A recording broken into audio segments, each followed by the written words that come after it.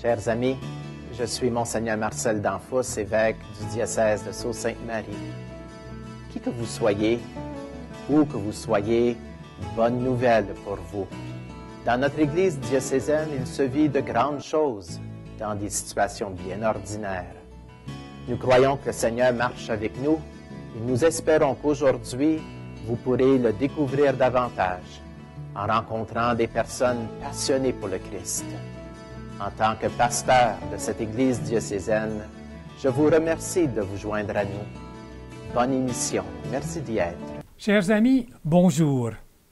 Ici Émile Guy, de retour pour poursuivre l'émission sur l'expérience vécue à la paroisse Notre-Dame du Sceau. Et pour continuer à vous raconter ça, je reçois encore Mme Mijou-Pétier. Bonjour Mijou. Bonjour Émile. Mijou, rappelle-nous brièvement, parce que ça fait déjà un bout de temps qu'on n'a pas vu cette première partie-là. Alors rappelle-nous un peu ce que tu nous avais présenté dans la première partie. Oui, d'accord. Alors, c'était une retraite paroissiale à Sainte-Marie-du-Sceau, dont on était une vingtaine de participants. La retraite était inspirée par le document de Timmins, Chemin de foi, et c'est basé sur un déroulement, genre de pèlerinage, où les participants sont invités à réfléchir sur le texte des disciples d'Emmaüs, basé sur l'Évangile de Saint-Luc, et prendre le texte, le diviser en 4, pour réfléchir non seulement sur le contenu puis le message de fond, mais de faire des liens avec les 4 parties de la messe, l'Eucharistie. Okay? Alors, au cours de la première émission, on a vu un peu un survol de ces 4 parties. Aujourd'hui, on aimerait se pencher davantage sur l'Eucharistie même et comment, à travers et à l'intérieur de l'Évangile des disciples d'Emmaüs, on a vécu les 4 parties d'une célébration eucharistique. Donc, même si on a eu 4 lectures, les 4 lectures couvraient la partie en fait, de la c'était liturgie une eucharistique. lecture divisée en 4 parties. Oui, oui. Même si on a eu 4 parties, Oui. ça faisait, chaque partie allait pour une partie de la messe. Justement. Par exemple, à la consécration, eh bien, on reprend l'Évangile des disciples où Jésus prend le pain, Oui. bénit. Puis après ça, l'autre partie, ça va être quand les disciples s'en retournent chez eux. Oui. Hey, moi, je suis en train de raconter ça, là. Oui. Mais j'ai regardé les extraits, puis je trouve que c'était tellement Oui. bon, Mijou. Oui. Alors, sans plus tarder, Oui. on les regarde. Alors, il se dit l'un à l'autre, notre cœur n'était-il pas brûlant en nous, tandis qu'il nous parlait sur la route et qu'il nous faisait comprendre les Écritures. À l'instant même, ils se levèrent et retournèrent à Jérusalem. Ils y trouvèrent réunis les 11 apôtres et leurs compagnons qui leur dirent « C'est vrai, le Seigneur est ressuscité. Il est apparu à Simon-Pierre. » À leur tour, ils racontaient ce qui s'était passé sur la route et comment ils l'avaient reconnu quand il avait rompu le pain. Les études bibliques, on fait des sessions de ce genre-là. Il y a quelque chose qui me dit, je ne veux pas sortir d'ici. Je ne veux pas retourner au monde à l'extérieur. Je dis, ça fait tellement bien d'être présent ici. Je me sens calme, je me sens accepté, je me sens comme j'ai une connexion spéciale ici, puis je ne veux pas aller dehors où je vais oublier tout ça ou des autres choses qui vont rentrer dans ma vie. Et puis c'est là où je m'arrête et je me dis, c'est pas ça ce que le Seigneur te demande, de rester dans l'Église. Mais, comme tu as indiqué, Thérèse, la parole du Seigneur nous brûle à certains moments. Et puis, à un point de, vraiment, j'ai pensé, j'ai dit, ben, est-ce qu'une société d'hommes ou d'un groupe, je pourrais les vivre, puis pas avoir à faire face aux difficultés et à tout le tralala de la vie, et ainsi de suite, mais juste de me centrer sur ce qui est vraiment important, la beauté du Seigneur.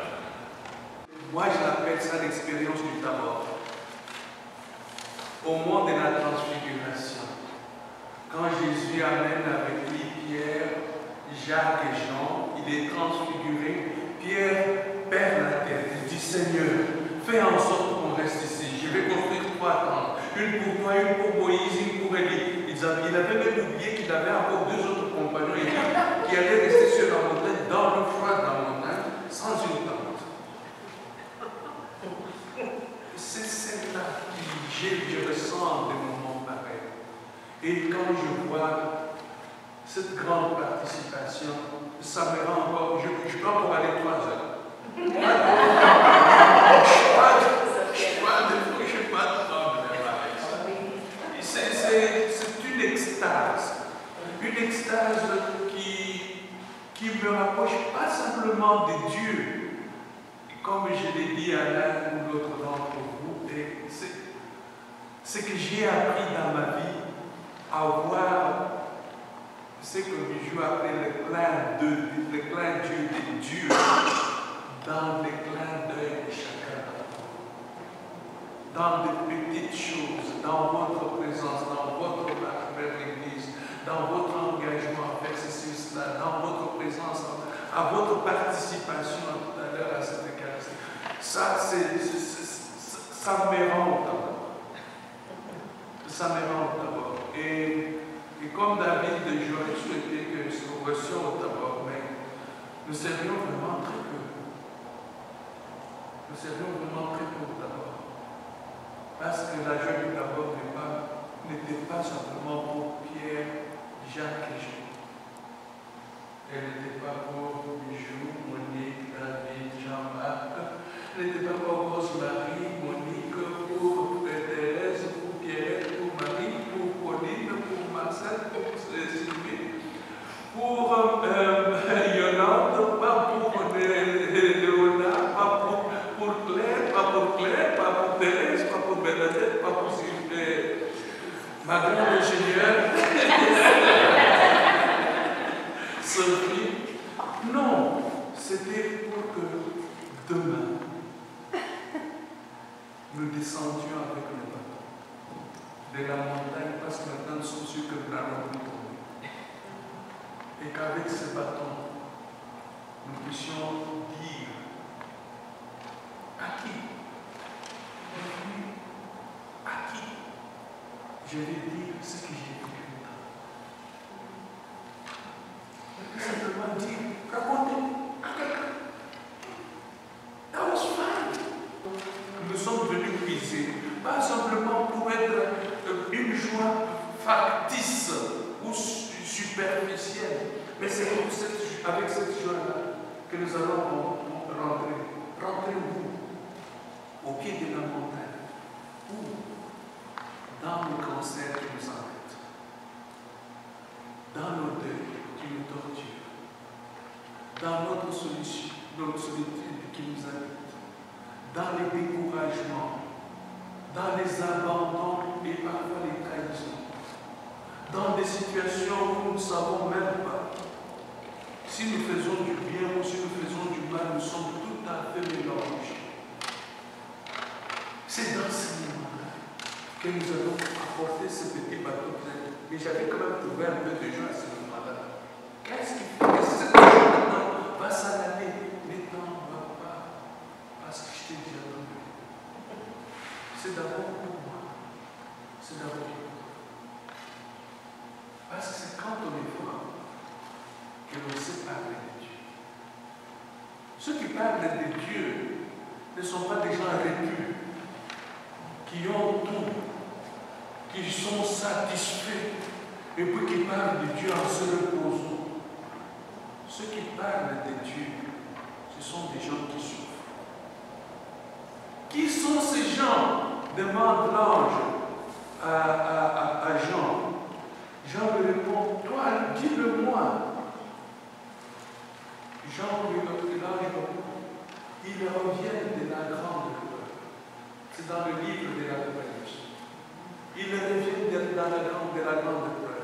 Ils ont lavé leurs vêtements dans le sang de l'agneau. Ils ont lavé leurs vêtements.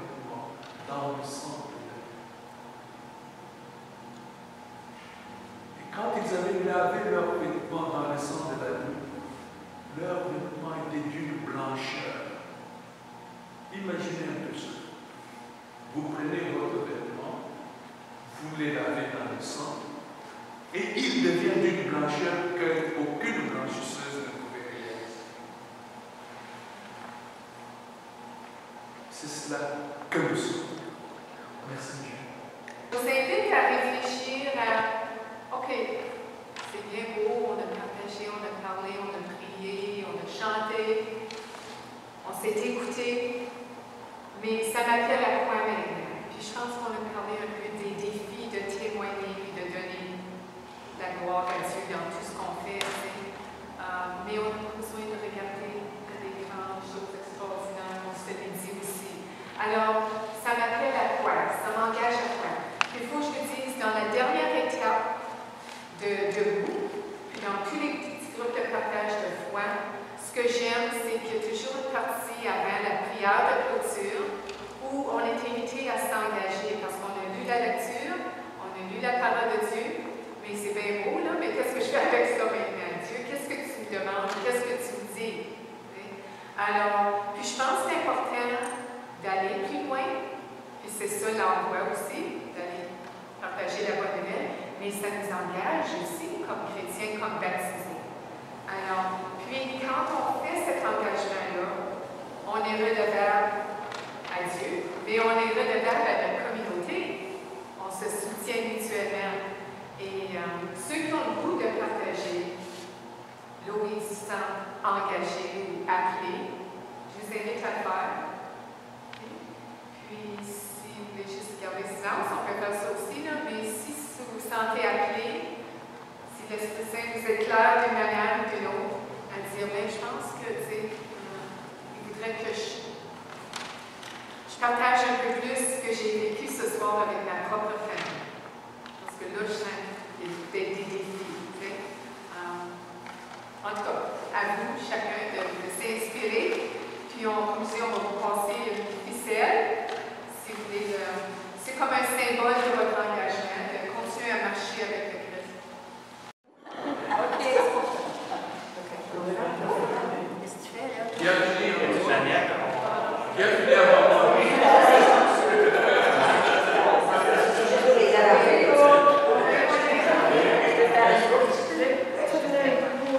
Moi, je m'engage à l'enthousiasme dans mon travail pastoral.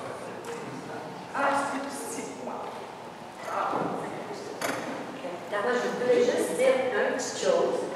J'écoute la victoire de l'amour. Je ne sais pas si tout le monde le suit sur l'iPad ou à la télévision, c'est trop tôt. C'est à 5h15 le matin. Tout le monde qui écoute. Oui. Alors, sur l'Internet, tu peux l'avoir n'importe quand. www.lavictoiredelamour.org. Et puis, j'écoute ça tous les matins. Puis, Père Jean-Lucas a toujours des belles choses. Puis, il contait quelque chose de vite. Puis, il demande à un enfant qui est Dieu pour toi?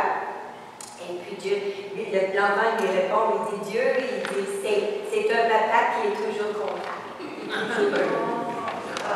C'était vraiment touchant, ça m'a. J'ai encore la chance de poule. Et puis j'écoute ça tous les matins, il y a vraiment des beaux messages, des belles comparaisons. Et puis, en tout cas, moi, ça fait ma journée. Oui, voyez. Moi, là, pendant toute cette cérémonie, j'avais le cœur brûlant, comme les apôtres l'ont vu, à entendre ma parole. Comme tu dis, mon cœur était brûlant à moi, dans tout ce que tu disais, tout ça, que c'est tout à fait à soi, Père, de manière de parler. Ça m'a fait sentir le cœur brûlant. Et à chaque moment, j'essaie de, comme je disais à madame ici, comme j'ai pris cette habitude-là depuis quelques temps, où n'importe quoi que je fais, j'essaie de dire, je le fais avec bonheur, même si c'est une chose, laver mes toilettes, je me dis, je suis chanceuse d'avoir une toilette. Au lieu de dire, ah, je vais pas encore, donc j'essaie de faire ça. C'est pas des grosses choses qu'on a besoin de faire, des fois c'est juste un sourire.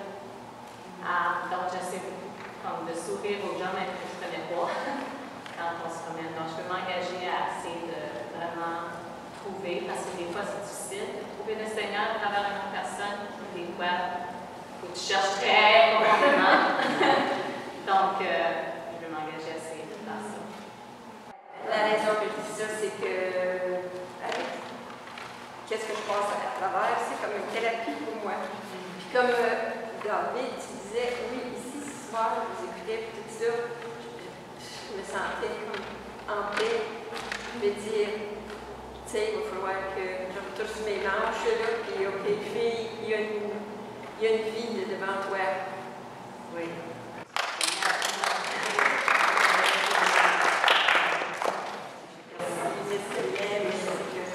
Je pense que je vais.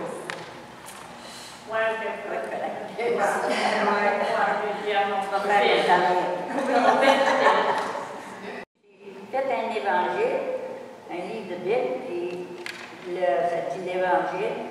Et avec l'écriture, nous sommes peut-être la seule évangile que le monde bon livre. C'est vrai, Nous voulons apprendre encore pour devenir comme grand-maman et grand-papa. Je vous dis que je voulais les Fryers. Mais dès qu'ils ont cité ces deux-là, j'avais des larmes.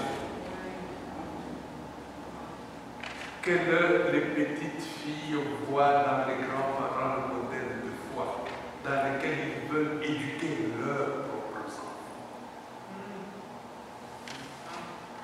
Ça m'a touché. Pas changer ce qui est passé. Oui, puis on ne sait pas ce qui vient dans le futur, on veut tout. Puis moi, j'en étais une, je veux planifier tout ce que je vais faire dans. Oui. Donc, le Seigneur me dit, pourquoi tu t'énerves de demain? Il n'est pas là. Prends le moment maintenant. Oui. C'est celui que j'ai. Oui. Donc, en planifiant trop en avance, tu oublies ce qui se passe là. Vous ne prenez pas un bâton pour marcher dans votre propre maison. Hein? Vous imaginez, vous allez à la cuisine avec votre propre bâton. Vous prenez le bâton parce que vous allez dehors. Vous prenez le bâton parce que vous allez loin. Vous prenez le bâton parce que vous ne connaissez pas le terrain. Vous prenez le bâton parce que vous avez, je sais que, en tout cas dans mon pays, on se promène avec un bâton parce que c'est aussi une arme. Donc, vous prenez le bâton comme un objet de sécurité, c'est une troisième jambe. Ça peut être un carrière. Vous pouvez accrocher votre sac là-dessus. Quand vous allez vous pouvez vous accrocher à ça. Le bâton vous servira. De quelque façon. C'est un étranger. Ce n'est pas votre jambe. Ce n'est pas votre pied. Ce n'est pas votre main. C'est un truc dont votre vie peut dépendre, dont votre sécurité peut dépendre, dont votre joie peut dépendre aussi. C'est un peu à cela. C'est comme ça que moi j'ai compris toute la démarche de l'Emmaüs. C'est aller vivre avec un inconnu, rencontrer un inconnu, l'inviter chez soi, l'inviter à manger, lui donner la direction de votre repas dans votre maison. Et puis lui dire à la fin, oh mon cœur était tout brûlant. Si vous n'aviez pas fait confiance à cet inconnu, si ce stupide règlement-là n'existait pas, je n'aurais pas d'amis aujourd'hui. Mes vrais amis sont des gens que j'ai rencontrés là-bas. On est ensemble, on est devenus des frères. Quand il y a des problèmes dans leur famille, c'est moi qui tranche avant que eux les tranchent. Quand il y a des problèmes dans ma famille, c'est sont eux qui interviennent avant que moi je n'intervienne. Et les gens de nos familles le savent, qu'avant de me parler de quelque chose, ils doivent se faire des amis avec des amis. Et c'est celle-là que ce stupide règlement m'a donné. Des frères. Des frères qui me sont très proches, tellement proches, que leurs deuils sont éternels, que leurs joies sont mes joies, que leurs familles sont ma famille. C'est ce valeur. Ça peut se faire dans cette paroisse, et ça se fait. Je vous ai souvent dit que cette paroisse, cette petite paroisse, est une paroisse peut-être la plus bénie de toutes les paroisses du Sceau. Il y a des gens qui me regardent et qui se disent que je croyais qu'on ne connaît pas ce qu'ils nous sont. Bon, oui, je ne connais pas. J'avoue. Mais Dieu m'a donné quand même des yeux auxquels il a ajouté des lunettes, alors je vois.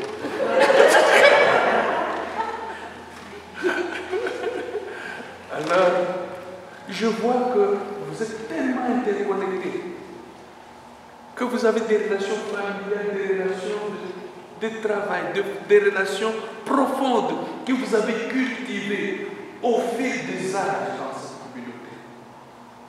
Il y a des gens qui se connaissent tellement bien. Si je veux parler de Sophie, si je veux connaître quelque chose sur Sophie, je ne vais pas demander à Sophie, je ne vais pas demander à sa mère, je vais demander à qui?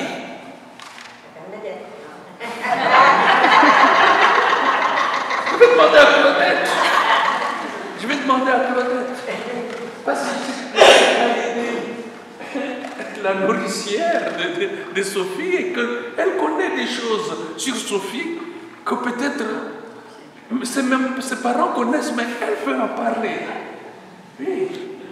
Donc je sais ça.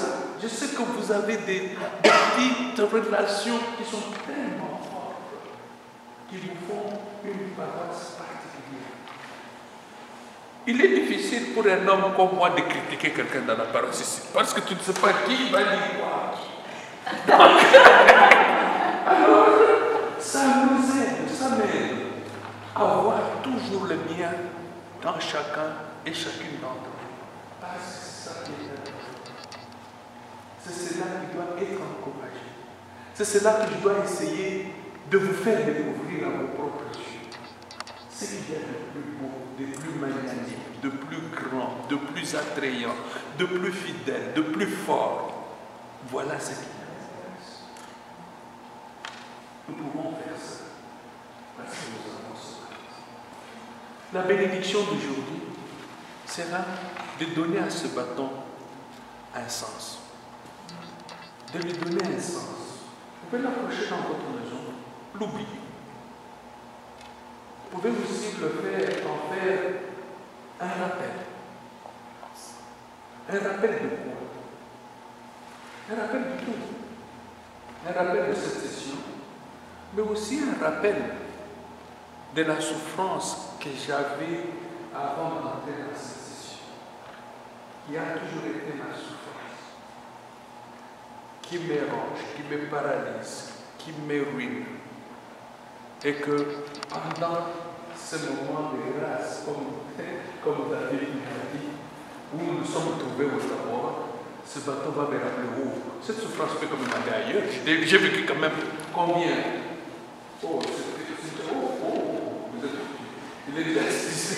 Nous avons vécu 3 heures, 4 heures ensemble où les souffrances sont un peu parties. S'il vous plaît. Alors, c'est cela que nous pouvons vivre. Nous pouvons prolonger ce moment à l'éternité. Amen. Amen. Alors, je vais vous bénir. Chers amis, je veux commencer par remercier Sophie Mackey qui nous a fait ce bel enregistrement, qui nous a permis de voir comment un petit groupe de personnes apprennent à se connaître en vivant une expérience qui ressemble à celle que Jésus a vécue avec ses disciples Pierre, Jacques et Jean sur le mont Tabor. À ce moment-là, si vous vous souvenez bien dans l'Évangile, ils étaient tellement contents que Pierre dit « Bâtissons ici 3 tentes ». Alors, j'ai entendu ces gens-là dire qu'ils ne voulaient plus partir, qu'ils étaient heureux là, ils ne voulaient pas retourner à leurs occupations, ils se sentaient tellement bien. Quand est-ce qu'on entend des personnes dire qu'ils désirent passer plus de 3 et même presque 4 heures ensemble dans une église pour célébrer et vivre une Eucharistie? Vous n'avez pas pu comprendre tous les mots. C'est pas grave. C'est pas chaque mot qui compte. Mais ce qui est important, c'est l'essentiel. Et l'essentiel, je pense que les images et les bouts que vous avez entendus, vous avez pu voir comme ce petit groupe s'aimait. Vous avez pu voir la confiance et la joie qui régnaient parmi eux. Vous avez pu voir ce prêtre qui aime ses fidèles, qui vit, vous le voyez vivre avec eux. Vous le voyez leur parler comme un bon berger parle à ses brebis. Vous n'avez pas compris chacun des mots du Père Jean-Pierre, mais vous savez que Jésus est passé par lui pour dire à ses paroissiens combien il les aime. Alors, chers amis, je veux aussi remercier Mijou de nous avoir partagé cette expérience vécue à la paroisse Sainte-Marie-du-Sceau. Et vous, chers téléspectateurs et téléspectatrices, au revoir, à une prochaine.